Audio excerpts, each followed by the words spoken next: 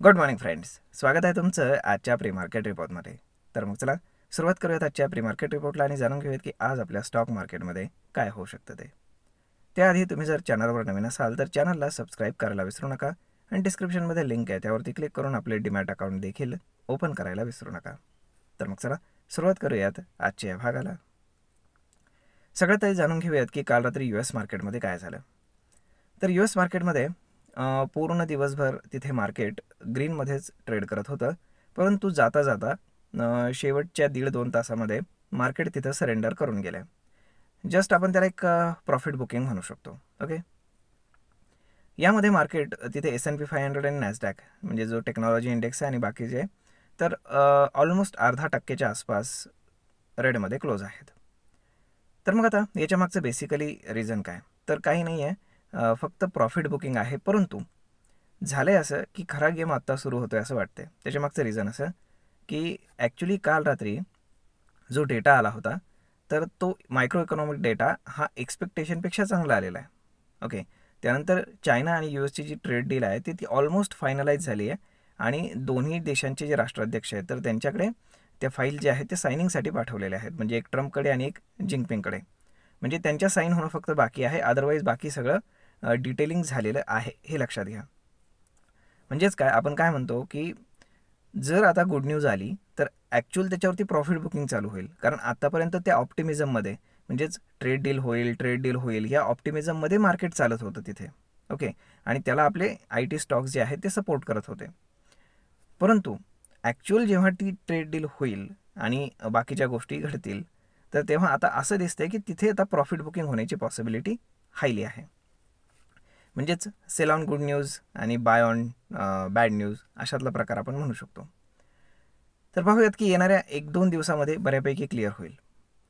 जर आता आपण बाकी पूर्ण जर जगातले मार्केट्स जर पाहिले तर ऑलमोस्ट मिक्सअप आहेत. आणि जर आपण गिफ्ट निफ्टी पाहिलं तर गिफ्ट निफ्टी इंडिकेट करते की मार्केट एक 30 ते 40 पॉईंट गॅप डाऊन ओपन होईल, म्हणजे ऑलमोस्ट फ्लॅट.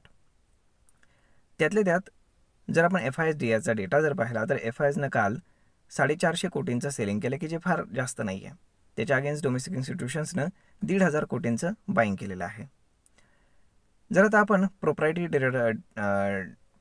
ट्रेडर्सचा जर आपण डेटा पाहिला तर त्याच्यामध्ये आपल्याला महत्त्वाची गोष्ट अशी दिसेल की खूप सारे रिटेलर्स आहेत त्यांनी पुट ऑप्शन्स सेल केलेले आहेत आणि त्याच्या अगेन्स्ट प्रोप्रायटरी ट्रेडर्स आणि FISनं ते पुट ऑप्शन्स बाय केलेले आहेत.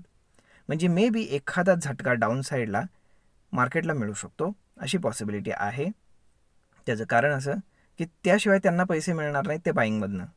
म्हणजे जर मार्केटला रेंज बाउंड ठेवायचं असेल तर सकाळ सकाळ मार्केट वॉलटाईल होईल आणि डाऊन साईडला एक शार्प झटका देऊन त्यानंतर पुन्हा वर निघून जाईल. जशा त्यांच्या पोझिशन स्क्वेअर ऑफ होतील तशा, आणि रिटेलर्सचे जे काही काय आपण त्याला म्हणतो की स्टॉप लॉस आहेत ते हंट करून मार्केट पुन्हा वर निघून जाईल आणि पूर्ण दिवस रेंजमध्ये राहण्याची पॉसिबिलिटी खूप हायली आहे. त्याचं कारण असं आज आहे एक्सपायरी. आणि इंडिया विक्स जर आपण पाहिला तर इंडिया विक्स असं इंडिकेट करतो आहे की मार्केटमध्ये फार जास्त मुवमेंट येण्याची पॉसिबिलिटी बिलकुल नाही आहे. ओके, मोठमोठ्या कॅन्डल्स बनण्याची पॉसिबिलिटी नाही आहे. जर आता आपण ओपन इंटरेस्टच्या हिशोबाने जर कॅल्क्युलेशन केलं तर 25,000चं म्हणजे जे स्ट्रॅडल सेल झालेले आहेत तर ते 25,000, 25,100 आणि 25,200 या ठिकाणी प्रचंड स्ट्रॅडल सेल झालेले आहेत.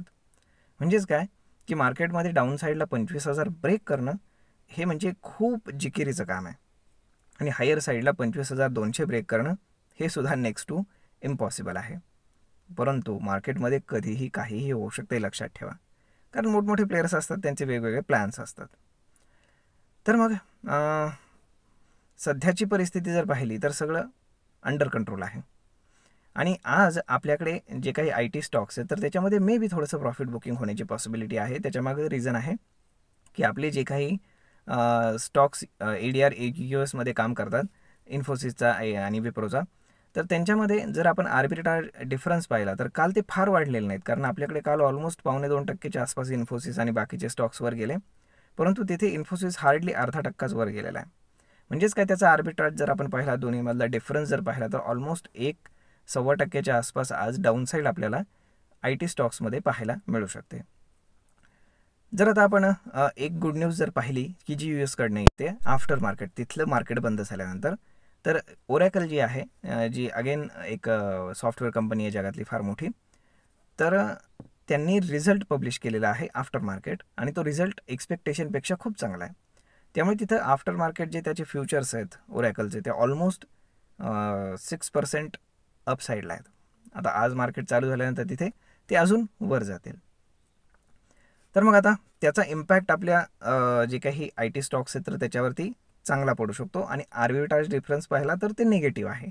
म्हणजेच काय, आज कुठल्या गोष्टीला आपले आय टी स्टॉक्स डिस्काउंट करण्याचा प्रयत्न करतात हे फर्स्ट हाफमध्ये लक्षामध्ये येईल.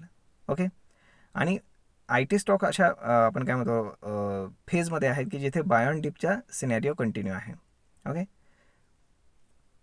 तर मग मित्रांनो अशा पद्धतीनं फार तर आज काही विशेष नाही आहे. ना जगात ना कुठनं विशेष आहे ना आपल्याकडे कुठं काही विशेष आहे. ओके. तर आय होप तुम्हाला हा व्हिडिओ ही माहिती नक्कीच ट्रेड आणि इन्व्हेस्टमेंट करण्यासाठी उपयोगी पडत असेल. जर हा व्हिडिओ तुम्हाला आवडला असेल तर आपल्या जवळच्या मित्रमंडळींसोबत देखील हा व्हिडिओ तुम्ही शेअर करायला विसरू नका. धन्यवाद.